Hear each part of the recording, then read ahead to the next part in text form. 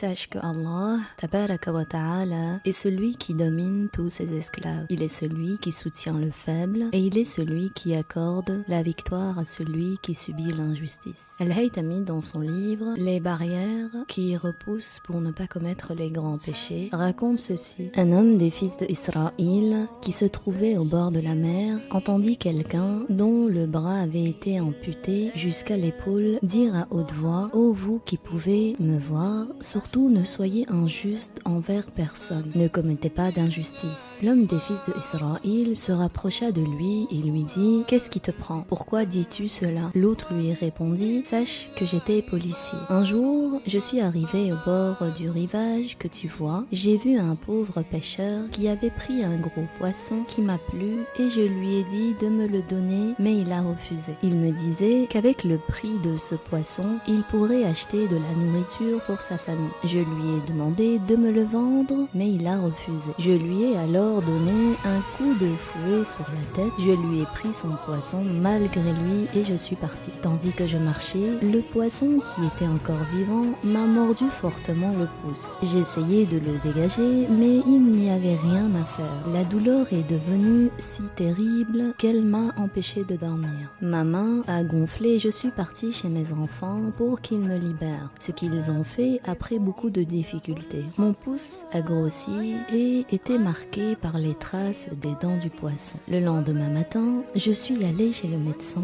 en me plaignant de la douleur. Il m'ausculta et me dit que c'était là la gangrène sans aucun doute, qu'il fallait couper le pouce au risque de perdre toute la main. On m'amputa alors du pouce, mais la douleur devint encore plus grande dans toute la main. Je ne trouvais plus le repos ni le sommeil, tellement la douleur était pénible. Je suis reparti chez le médecin qui m'a amputé toute la main. La douleur s'est ensuite diffusée sur tout mon avant-bras et c'était épuisant. Je n'arrivais plus à la supporter et je demandais les renforts tant j'éprouvais de souffrance. On me dit d'amputer mon avant-bras jusqu'au coude et c'est ce que je fis. Elle se propagea alors jusqu'à mon bras. On me dit de le couper jusqu'à l'épaule au risque de la voir s'étendre dans tout mon corps et c'est ce que je fis. C'est alors que quelqu'un me demanda la raison de cette douleur. Je lui rapportai toute l'histoire. Il me dit: si dès que tu avais ressenti la douleur, tu étais parti voir le propriétaire du poisson pour t'excuser et gagner son pardon, tu n'aurais pas eu à amputer ta main, ni ton avant-bras, ni ton bras. Va le voir maintenant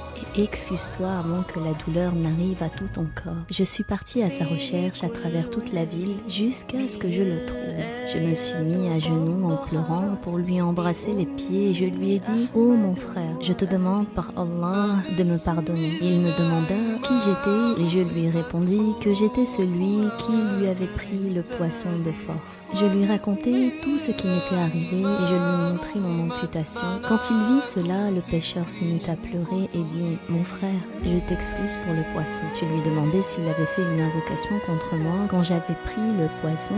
Et il me dit: effectivement, j'ai fait une invocation contre toi. J'ai dit: oh Allah, cet homme a été injuste envers moi en utilisant sa force contre ma faiblesse. Et il a pris de moi justement ce que tu m'as accordé. Al-Bukhari a rapporté, d'après Abu Huraira, que Dieu l'agrée, que le messager de Allah, sallallahu alayhi wa sallam, a dit ce qui a pour sens: celui qui a commis une injustice envers son frère, que ce soit une injustice concernant son honneur ou toute autre chose, il s'excuse aujourd'hui, même avant que ne vienne un jour où il n'y aura ni dinar ni dirham. Accomplis les actes d'obéissance et ne trouve pas refuge dans ce bas monde qui va à sa fin. Ce bas monde ne dure qu'un instant. Fais en sorte qu'il soit empli de tes actes d'obéissance.